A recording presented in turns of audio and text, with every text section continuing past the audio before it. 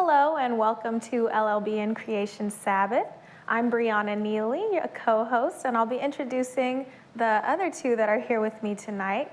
I just wanted to let you know that LLBN is hosting exclusively Creation Sabbath program on our channel, and it is a 5-part series that celebrates Creation Sabbath.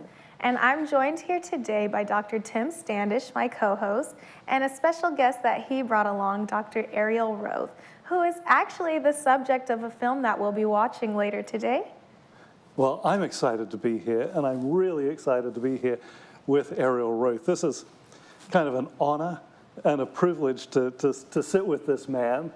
And I don't know, Ariel, I better let you introduce yourself just a little bit. Tell everybody who you are. Oh, it's an honor to be with you folks, because you are vibrant with youth, and I'm excited to work with you.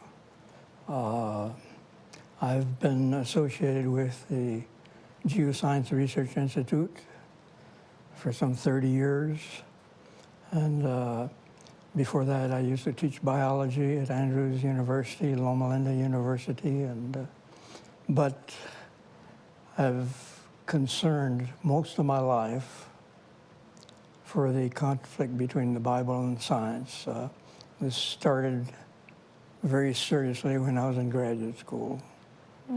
And so where was it that you went to graduate school? University of Michigan. Okay, that's an excellent school. Yes, yes. They had good teachers and so on, but they also had an evolutionary message that intrigued me. And I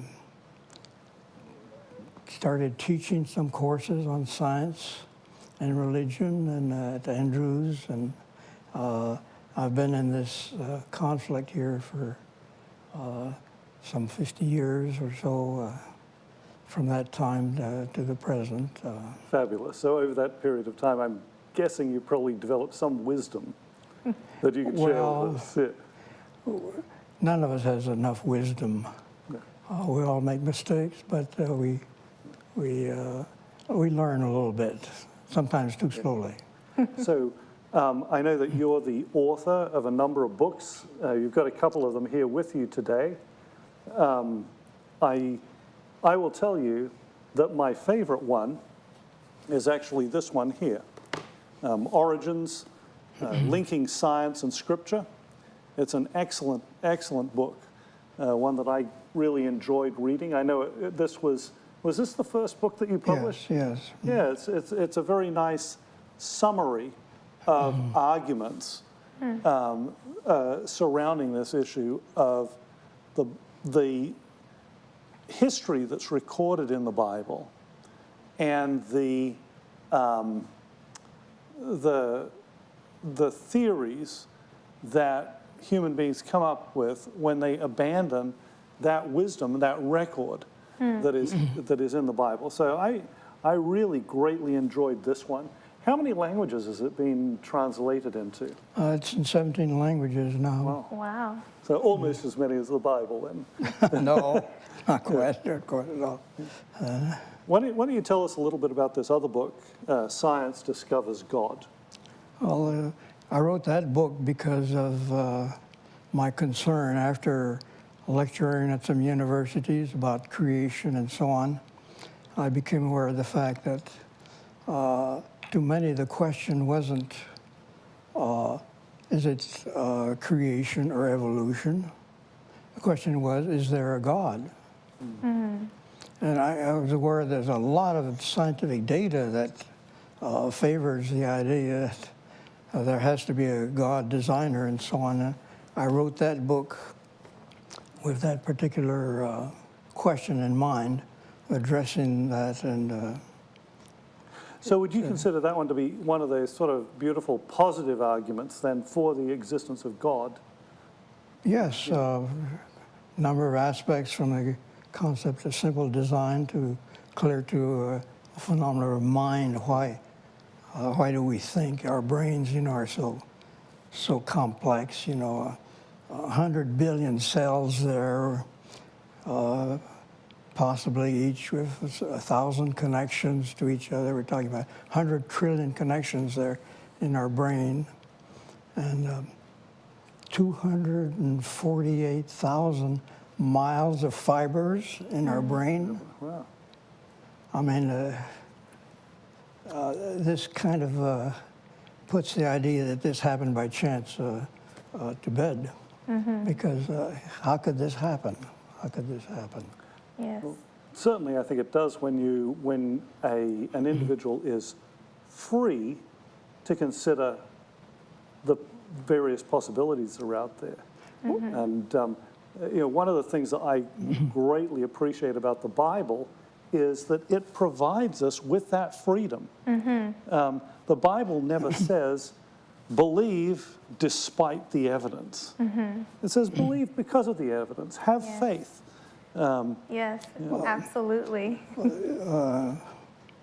From a logical approach, the Bible is more open to ideas. It talks about nature and about God and so on, compared to science right now, which excludes God as an active factor in nature.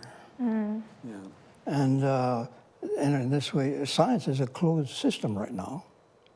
Well, certainly materialistic science is, yes. I mean, when you have this philosophy of materialism that says only the material world exists, and therefore you really have to embrace then another philosophy called naturalism that says, well, there is no supernatural because only the material world exists, so therefore everything must have a natural explanation. And that's kind of interesting to see where those, I would call them, I don't know, blinders, handcuffs maybe, I agree. take you. You know, imagine if all the science point one way, but the laws say go the other way. That's pretty much the way I see science. Now, I think we're going to come back to this concept about, science today being very devoid of God and faith. But actually, something that I'm very interested in seeing is the film with Dr. Roth and his studying of the Grand Canyon. One of the first times that I heard about science and faith intersecting was with the flood. And it was something that my dad talked to me about when I was younger. And so I'm really excited for our viewers to see the film starring you, Dr. Roth. Oh, thank you.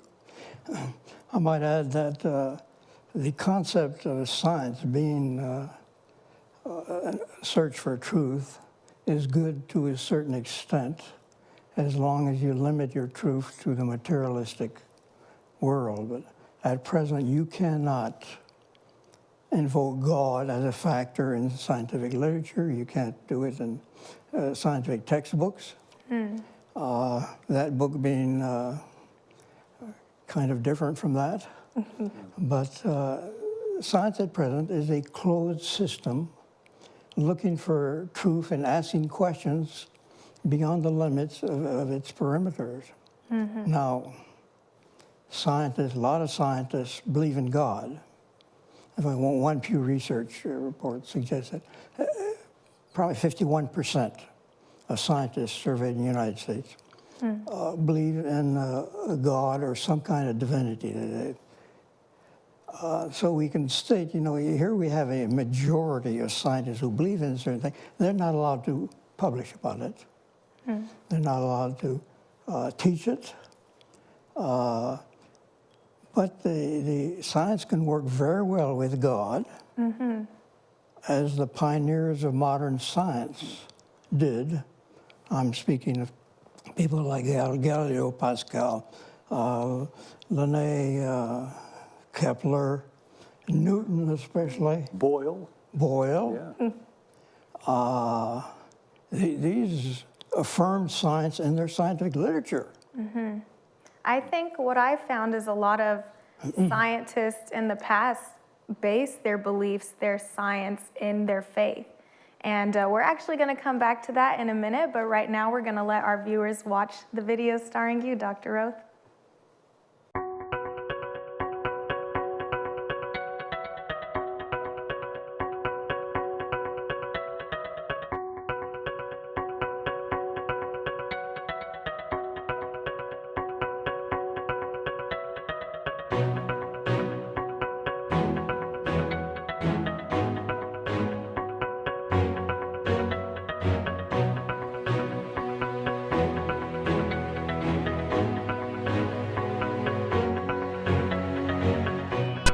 Grand Canyon is a spectacularly beautiful place.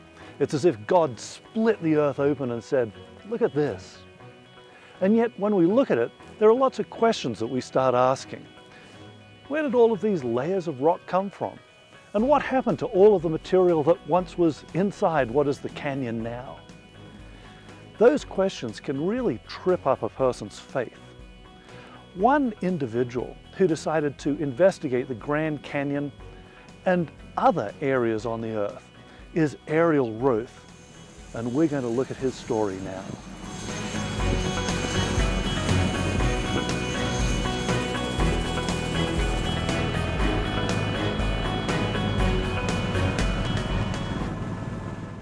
When you come to the edge of the Grand Canyon, you look over that huge chasm there, and you see that teeny little river down in the bottom. Little changes going on. Probably the river carries a little bit of sediment, but it looks old. One can get the picture, you know, that there is, it took a long time. But that's if you want to limit your thinking to, hey, everything has to be just the way it is now. You know, the Bible spends 2 chapters telling us about creation. It spends 3 chapters telling about a flood, a major flood. And that major flood changes the whole landscape of geological interpretation.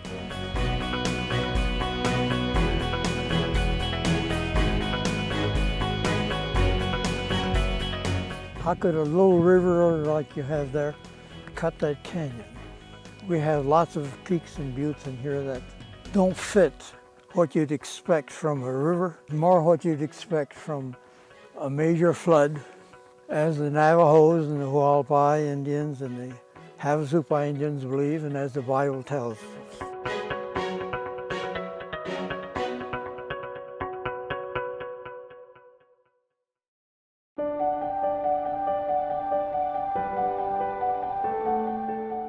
I was born in Switzerland, grew up there for a few years, went to France for 1 year, and then went to Haiti, where I spent most of my young childhood and mid-years of youth there. Through all that, I always was interested in science. I can remember one time my dad was giving a evangelistic series about the Bible, and he mentioned in there about fossil man, and he had various pictures of fossil man up there, and discussed how there were certain problems, evolution with those, and that kind of intrigued me and started my interest in this issue.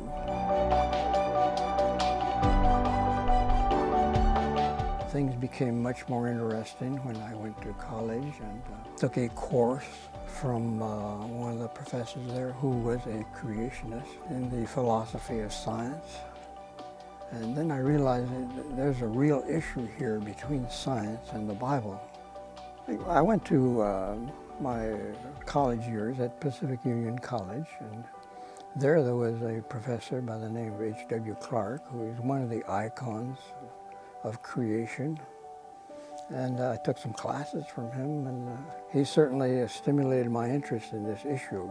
Things really came to grips when I went to the University of Michigan, started taking courses there, graduate courses. I felt that, well, these teachers are good teachers.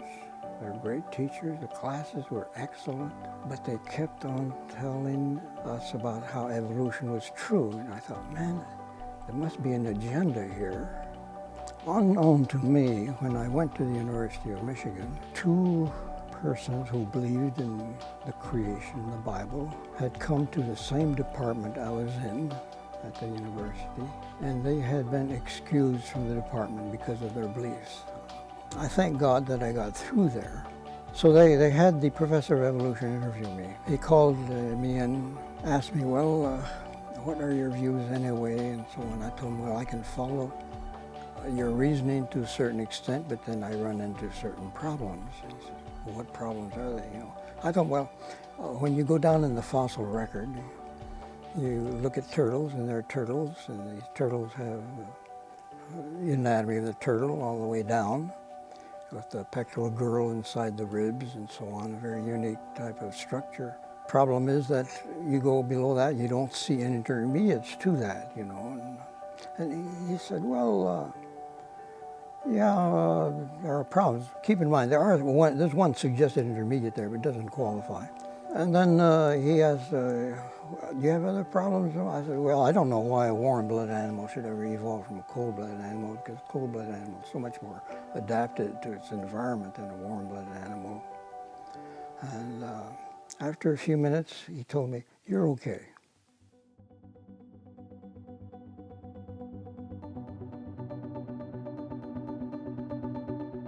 If there is a designer, you'd expect that he would communicate with us. That we just happened by chance, this I cannot accept, and I think most people feel that there's got to be something behind all this. If there's a long, long time here, in contrast to the biblical model of just a few thousand years, there ought to be those factors, those questions, those tests that could tell you, hey, was this deposited rapidly, was this cut rapidly, and so on? Or was this the result of the millions of years that are usually attributed to the Grand Canyon? I discovered that between some of the layers of the Grand Canyon, parts of the geologic column are missing. And in some cases, it's rather major. Toward the bottom of the Grand Canyon, there's no Ordovician or Silurian. These two major periods are missing. There's 100 million years there. And you look at the Grand Canyon, you see how irregular the erosion is. And you look at the contact between them, you see how flat they are. You wonder about why is that so flat if there's all these millions of years?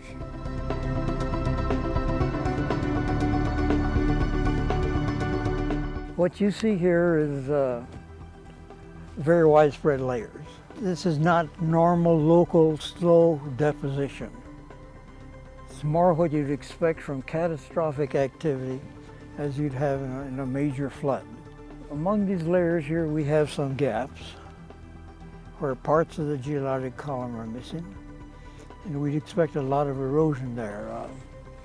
Right below the whitish layer that you see across the way there, not the very top one, but the most distinct whitish layer, tan layer there that's near the top, is the Coconino sandstone.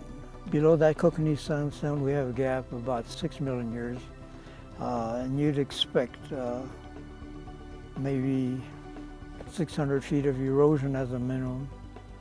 Some would say much more. Inside the reddish layers, you have another gap of about 14 million years, and you'd expect at least 1,400 feet of erosion there as a minimum. And then we go down, you see a sharp cliff, vertical cliff, that's the red wall. And just below that, there's a layer called the Temple Butte Formation. Below that Temple Butte, you have a gap of at least 100 million years. If you know your geolite column, there is no Silurian or Ordovician there. And over 100 million years, you'd expect on an average at least 2 miles of erosion. Yet the layers lie there very flat, one on top of the other, suggesting that that time never occurred. Down here a little lower in the Grand Canyon, you can really see these flat layers. If you look over here, you can see the massive Coconino sandstone. That's that big cliff right there, and at the bottom of it, you see the red Hermit Shale. The Hermit Shale is supposed to have sat there for several million years before the Coconino sandstone came on top of it.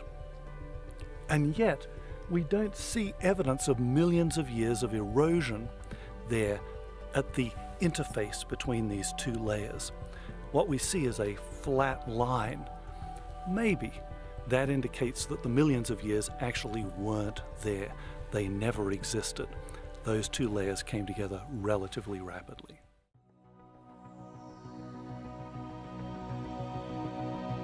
I found out, well, no, there's some other places where there are gaps here. There's a 14 million year gap in the middle of the red layers there in the Grand Canyon. There's a 6 million year gap at the bottom of the lighter coconino near the top and so on. And yet those layers are there very flat, and it seems to me that those millions of years never occurred. Geologists think when you don't have deposition, you have erosion. So there's probably no place on the Earth where you don't have either deposition or erosion in terms of, you know, millions of years of activity. You'd have this. Erosion tends to be very irregular. And you look at the Grand Canyon, you see how irregular it is as an example of erosion. And yet, these contacts are very flat. Charles Darwin, in his famous book, The Origin of Species, tries to defend the fact that there isn't irregularity at these flat contacts where there are gaps. And he says, this can be explained by the fact that these layers were in the bottom of the ocean. The many cases on record of a formation conformably covered after an enormous interval of time by another and later formation without the underlying bed having suffered in the interval any wear and tear seem explicable only on the view of the bottom of the sea, not rarely lying for ages in an unaltered condition. Well, the argument doesn't hold at all for several things. One, the layers in the Grand Canyon are not bottom of the ocean layers. But secondly, at the bottom of the ocean, you have sediment deposition. So you don't have a gap. These things are extremely widespread. We're talking about some of them hundreds of thousands of square miles. And when you have kind of a flat pattern for 100,000 square miles, no erosion, and it's supposed to have nothing, no activity, that is no depositional activity for so long, it doesn't fit the long ages model. It looks like things were laid in rapidly, as you'd expect during the Genesis flood. In 100 million years, you would expect about 2 miles of erosion. The Grand Canyon is only about a mile deep. Did that 100 million years ever take place? Well, some evolutionists would suggest, well, yeah, it was piled up and it eroded back down to that. But that doesn't work at all because erosion is not that flat. Those layers, look at it there. The contacts are generally flat. There's a little bit of erosion at them. Once in a while you find a little bit. You'd expect that during the flood. No problem as far as the flood model for that. It's rather striking evidence that those things were laid down much faster than the geologic time would suggest, and it suggests the biblical model. Well, that fits very nicely with that particular concept. Now, one of the very puzzling things about the Grand Canyon, that river cuts through a dome. This is not where rivers normally go. The river could have gone south of the Grand Canyon at a lower level. It could have gone north of the Grand Canyon at an even lower level. No, the river cut right through the dome. And this is part of the big puzzle of the Grand Canyon. It seems to me so much easier to cut that Grand Canyon as the receding waters of the Genesis flood. Here we have the flood covering the earth. We have lots of layers laid down by that flood. At the end of the flood, the waters recede and it cuts the Grand Canyon. One of the interesting features of that's explained by this is the fact that you look at the Grand Canyon, you know, it's about 1,000 cubic miles of material that's been cut out there. That's nothing compared to the real erosion problem you have around there.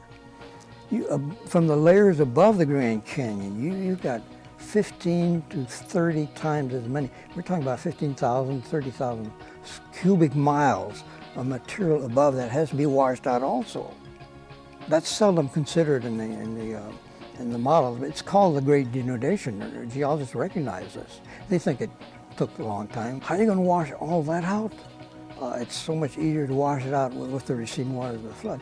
And when you look at the side canyons of the Grand Canyon, there are hundreds of these. They cut to the edges of the Grand Canyon, but there are no streams In many of these, most of them, there are no streams to cut down these side canyons. Some of them are major canyons. But if it's the receding water of the flood, they would cut this out, and we could add to that, hey, you look at that canyon, it's pretty clean. All those side canyons, they're pretty clean. What washed all that out? Why didn't the debris just fill in these side canyons and so on? That seems to fit better with the idea of the flood. Most of the Earth is actually covered by water. So for a man who wanted to study the Earth and its origins, Dr. Roth didn't stop just with dry land. He also studied the depths of the oceans.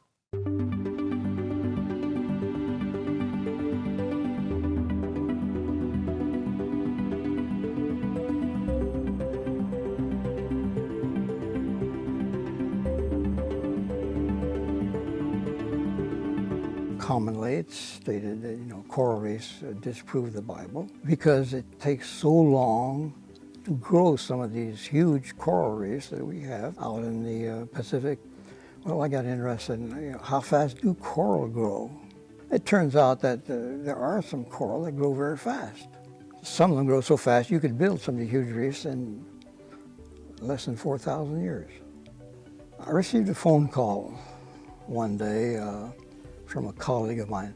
I'd been doing research out in the Pacific. The Scripps Institute of Oceanography ship, Alpha Helix, was there, and we were studying the metabolism of a coral reef there and so on. They knew me quite well there. And I was back here and working in my office, very busy, and I got a phone call, and one of the leaders of the Hydro Lab program, which was a laboratory underwater in the Bahamas, called me and said, "Don't you want to use the Hydro Lab for a week for your studies?"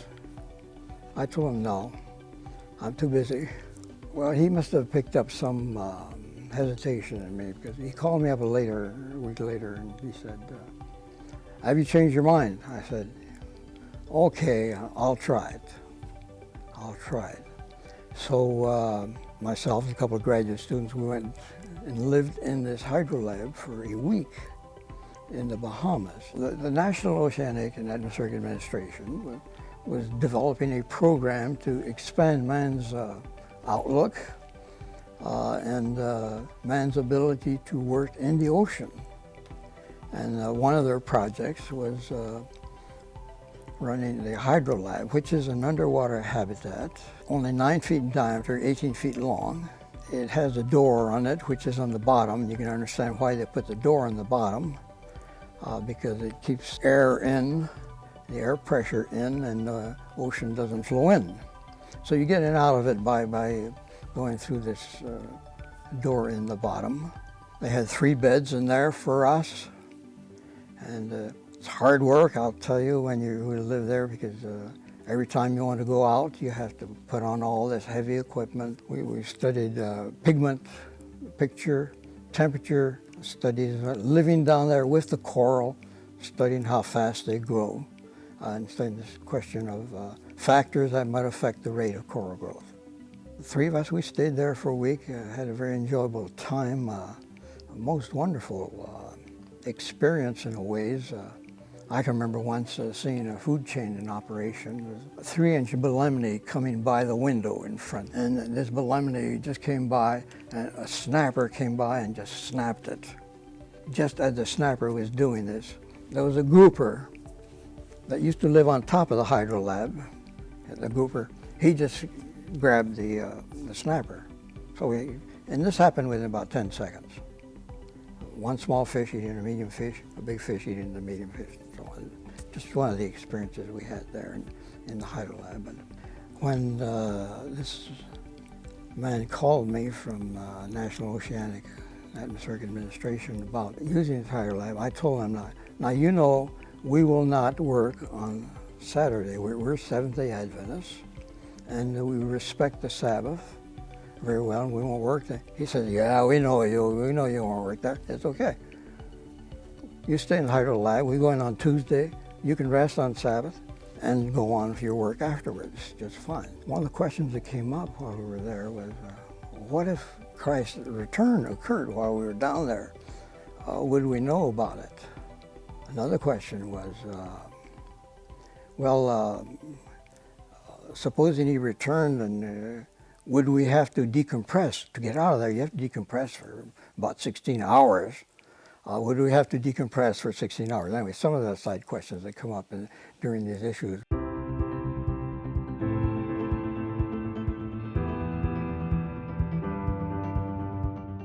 You know, we all have questions.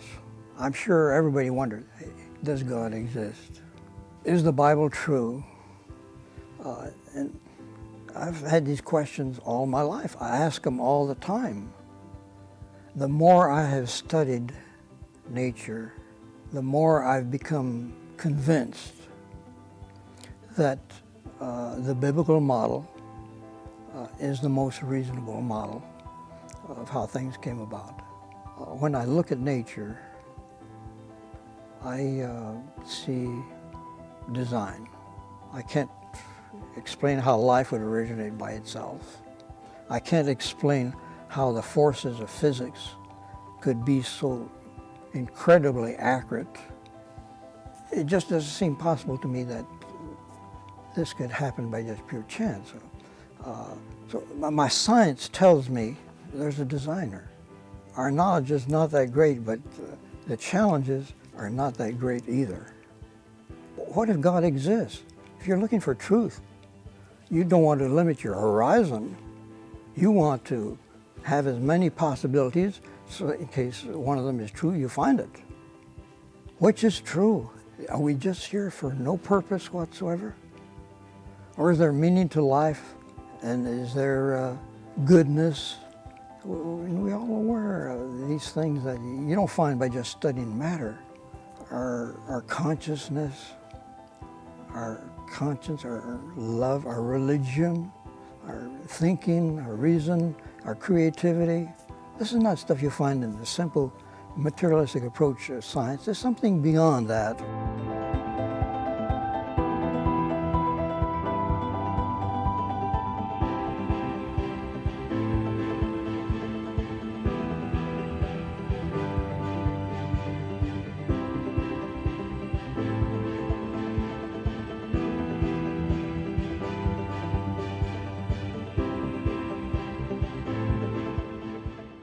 The great thing about being a scientist is that you get to deal with mysteries on a daily basis. You want to know what's going on, and the effort that it takes to figure out anything is really impressive. I'm amazed by the effort that Dr. Roth has put into figuring things out, but that's what scientists do. I'm also impressed by the fact that Dr. Roth allowed his science to be informed by his biblical worldview. That worldview allowed him to see things that perhaps wouldn't have been observed by others. It allowed him to ask different questions, and as a consequence of that, we can have a more informed understanding of our Earth and its origins.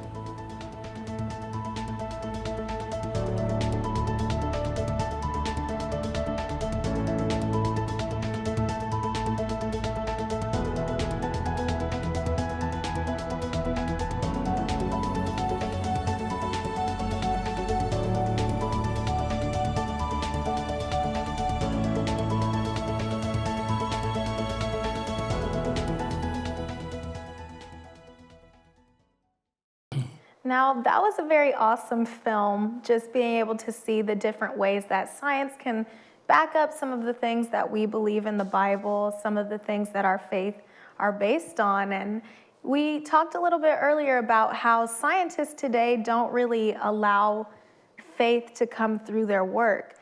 And I know you mentioned some names like Newton and some names that I can think of, Einstein, scientists who had faith and used their faith to structure, what they studied. And so our two scientific experts, I just have to ask, how is it received in the scientific community, your biblical beliefs?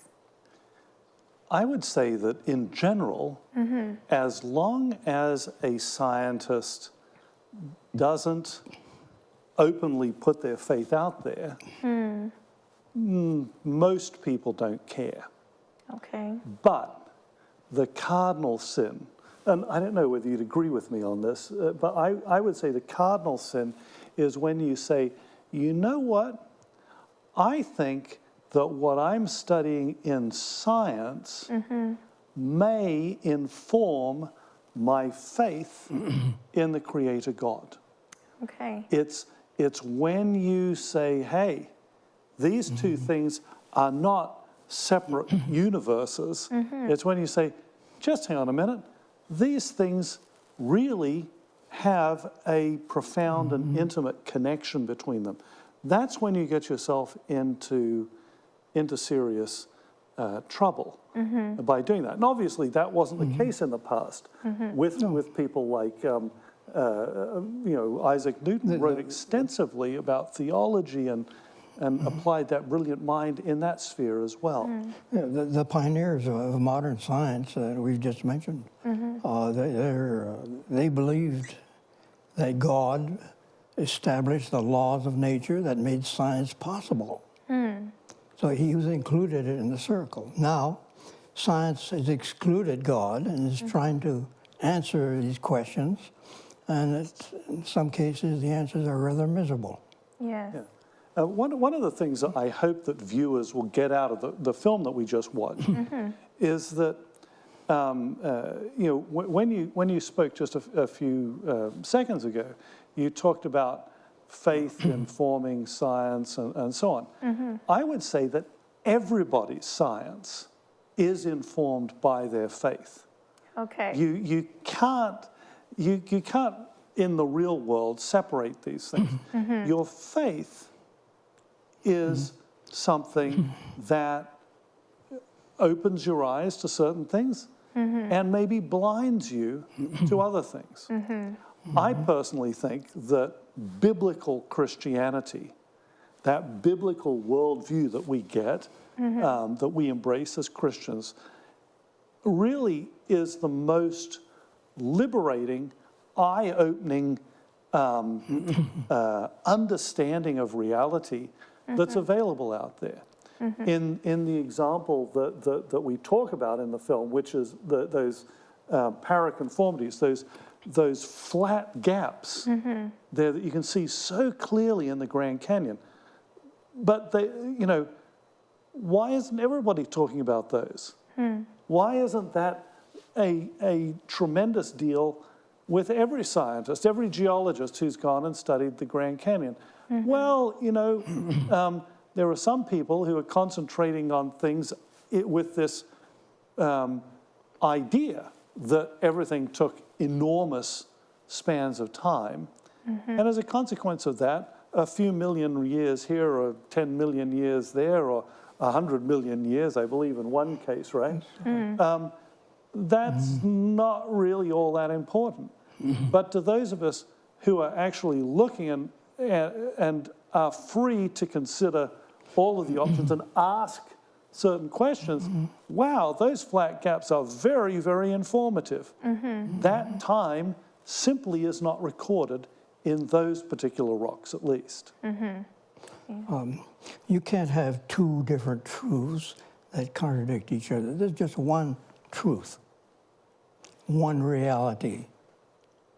And when science limits the conclusions you can draw as you look for that reality, is doing a disservice. And it's a burden on trying to find truth. In terms of the practice of science, why do they ignore God? Can they ignore God? What if God exists? This is no way to find truth if you have an open mind and you're looking for truth. You will include as many possibilities as you can in case one of them is right. Now, I think you mentioned in the film actually that Dr. Roth's beliefs allowed him to see more clearly some of the things that other scientists were blinded to. And I'm just wondering, is that something that you run into in the scientific community? People saying that you're blinded by faith rather than being the other way around? You know what one of the most comedic probably accusations that I had made to me when I went to work for a Christian university by somebody. They actually said to me, "Oh, you know, how could you possibly consider doing that? Because you will be constrained in what you're allowed to talk about." Yeah. Well, I had just been teaching in state-sponsored university, okay? And I can tell you, I couldn't stand up in front of my class and say a prayer. My freedom of speech was massively curtailed in the state-sponsored institution. I could not talk about all of the possible ways of explaining those data and that information that I was teaching about. However, you know what? When I went to teach in a Christian university, it was exactly the opposite. I was allowed to talk about Charles Darwin as much as I wanted. I was allowed to talk about all the evidence. There was no problem with that. I was also able to say, hey, you know what? This is why Christians interpret these data in this particular way, and this is why Darwinists, materialistic Darwinists, choose to interpret it in this other way. So it was it was wonderful to be able to do that. That's something that you know, these kind of constraints that are put on scholars are simply not there, at least in my experience, in Christian institutions. That doesn't mean that, well, I guess that what I'm saying is academic freedom, that was there in the Christian university in a way profoundly more, I mean, it's just an order of magnitude more in the Christian institution relative to the state-sponsored institution. It wasn't that both of them were not wonderful places to work. Okay? That's not what I'm saying. It was a privilege in both cases. However, in terms of freedom of speech, freedom of thought, the ability to discuss ideas, I don't think you can beat a genuinely Christian institution. As I mentioned earlier, the Bible is more open. It talks about God, it talks about nature and the wonders of nature and so on, witnessing for God, and it provides historical data and scientific data that you can test. And paraconformities are one of those factors that you can test in terms of that. You go to the scientific community, no, anything that is not naturalist is excluded, even though many scientists believe in God. The practice is a closed practice. It is not a way to find truth. You know what I think is a beautiful example of that? Is actually found in The Origin of Species. And you'll remember The Origin of Species was this book that Charles Darwin published, and it caused this huge uproar because that's where he kind of lays out his theory of evolution. And I believe it's chapter 6 where he talks about some problems with the theory. He didn't completely ignore them.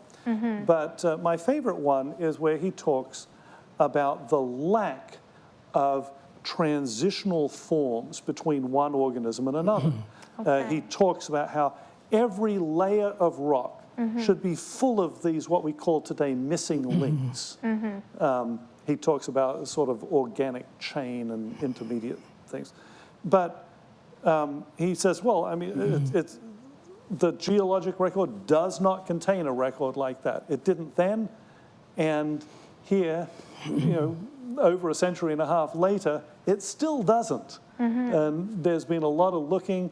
The fact that you have headlines when something that might be a missing link is found tells you how unusual these things are. And you know, something's going to look like a missing link somewhere, somehow or other, right? But Why are they headlines? Because they are extraordinarily rare. They are lacking from the fossil record. So Darwin, he said, what does he blame? Where's the problem? He says he blames it on the extreme imperfection of the geologic record. So basically, the data do not support me because the data are no good. That's essentially the way I read what he's saying. The paradox there is that, as you mentioned, when you find something that might be an intermediate, it makes the headlines, and then a few months later, you're another intermediate, and so on. These are always organisms related to other organisms, closely related, and so on, that the problem evolution faces is not there at all. The problem evolution faces is between the major phyla. There you should find the greatest number of intermediates because there's the greatest difference. And that's precisely where they are not there. Shall I translate that into English? I think so. Because I understand exactly what you said, but I worry that some of our viewers won't really understand. I think even I need a little bit of translation. Here's the basic idea. If you have two organisms that are very similar to each other, let's say two slightly different kinds of finches, or two, something, well, your probability of finding something that might be a missing link between them is relatively high. Okay. But if you're comparing something like an oak tree and aerial growth, those are really different things, different things. I hope so. So think I see there it. should be a zillion missing links that are joining these two profoundly different kinds of organisms together. Okay. Ironically, that's where you don't find them. And that's where the Darwinian evolutionary theory predicts that you should find them in the greatest abundance. So that's kind of what we're looking at here. When you look at the fossil record, the different phyla, the different profoundly different kinds of organisms show up, boom, completely formed and ready to go. And in fact, many of them show up all at once in the geologic column in a place called the Cambrian, a layer called the Cambrian layer, without anything looking like it's evolving into them in lower layers, which should be the older ones. So there are these patterns even in the fossil record. We're not just talking about one thing here or one thing there. Whole patterns in the fossil record that point in exactly the opposite direction to what the Darwinian theory predicts. Exactly. Can we move on to one other thing? Because people are probably wondering, did we bring some snacks along with us? Was it that we were going to run out of steam halfway through this program and need a few mixed nuts to enjoy here? Okay. And I want you to tell us about this crushed can that we have here. It's one of the souvenirs I saved from my experience living in the ocean there for a week in the hydro lab. And I think you can probably see it is crushed. When you go live in the ocean, and we're about 50 feet down, depends on the tide levels, of course, you're under a tremendous pressure, of course, atmospheric pressure. We were under pressure at night, atmospheric pressure, of about 14 pounds per square inch. You go down in the ocean about 50, your pressure is 18 pounds per square inch more than at the surface. Okay. Water down there boils at 257 degrees Fahrenheit. Like boiling water down there is really hot. And Did you try boiling water down there? oh, sure, I mean, we had to boil water, sure. I mean, we had to cook and Oh, wow. so on. Did things cook faster? They sure do. I bet they did. But, you know, we brought some food down. We had to live there. And one of the things I brought down was this can of mixed nuts, you know. You try and prepare for this.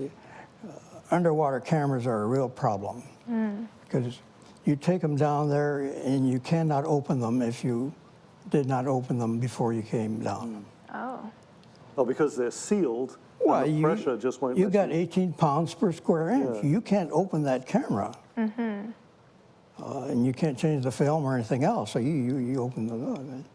And so when I brought this down, it started crushing this. I opened it up. Of course, it was sealed, otherwise it wouldn't have crushed like this. And trying to, a lot of peanuts in here, trying to make peanut butter out of it by crushing it. But this is what happens when you live down there. And you have to, and because of that, you have to decompress. And takes a long time takes, 16 hours total, 14 hours of more of the actual precise decompression process. So that was to let the dissolved nitrogen then out of your blood? So you don't get the diver's disease, the bends, you know, that where anywhere in your body, gases may escape.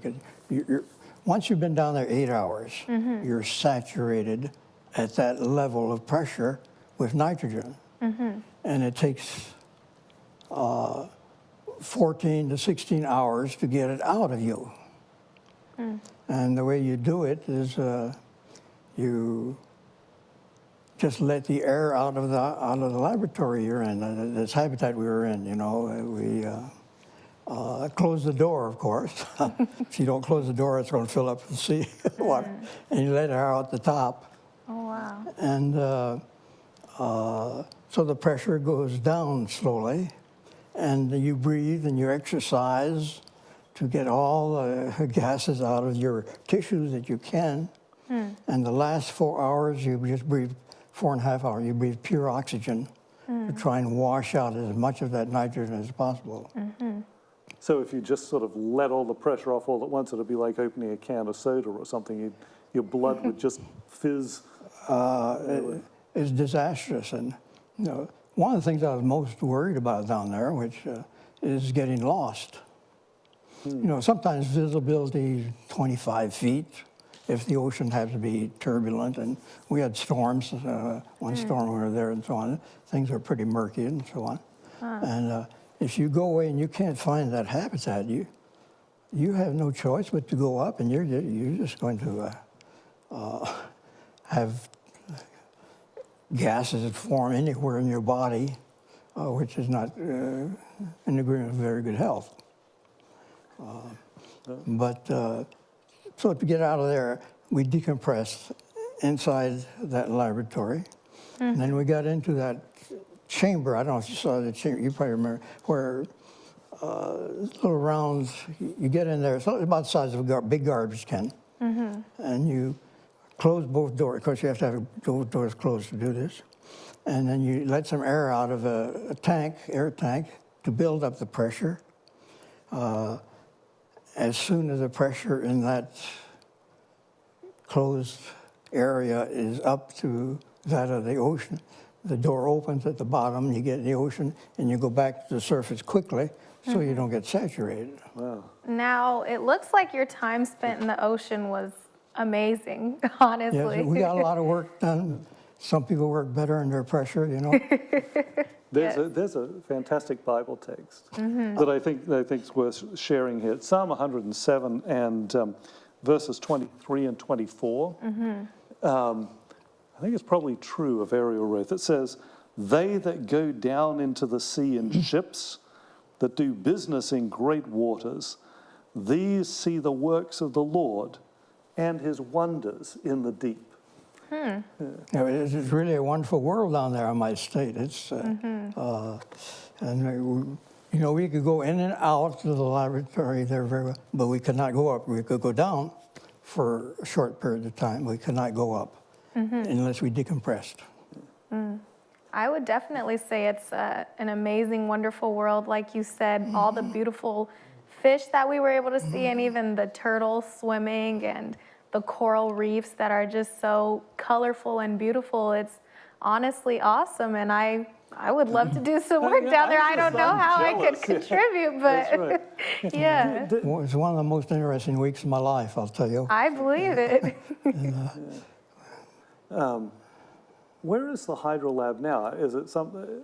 I think it's been retired, right? Well, it was at Smithsonian for a while. Okay. They cut the side out of it so people could see inside. There's a big display, and I understand since then it's been moved to Maryland to the NOAA headquarters, Okay. National Oceanic and Atmospheric Administration headquarters. I understand it's there, you know, and you can go see it as far as I know. And I saw it at Smithsonian when it was there, and I haven't seen it its latest habitats. Oh, it's almost time for us to end with this episode. And honestly, it's been amazing chatting with you, Dr. Roth, just the different things that you've been able to see, the Grand Canyon, the ocean, you know, things not all of us get to see. I'm very excited that our viewers are kind of able to get a glimpse into that world that you've shown us, and showing our viewers, you know, the intersection between God and science and how they can correlate with each other. And I also want to thank you, Tim, for being on the show, co-hosting, and, you know, really bringing the conversation about science and God to life. It's my pleasure. You know, I love this stuff. I don't think there's anything else that's more interesting. I would agree. I think there's a lot of stuff. You can get lost in science, I see. I agree. You know, it's wonderfully interesting, but it's so important because so many people, science is very successful in certain areas, Yes. and it's so deplorable in others. Yes. People need to distinguish between those, Absolutely. between interpretations and data. And there's so much data out there that favors the flood, that favors a designer, there are plenty of scientific reasons to believe the Bible. I don't think that there's any doubt that we have a creator who loves us. And I want to say thank you to our viewers who are able to watch this show, who are interested in seeing how faith and science come together. And I also want to say thank you to our donors who keep us going. It's only by our donors that we are able to keep the lights on, the AC going, that we're able to have programs that are so incredible. And lastly, I want to say thank you to God, our heavenly creator. The fact that he's allowed us to see him working in the world, it's awesome. So thank you for joining us, and join us again for our next episode of LLBN Creation Sabbath.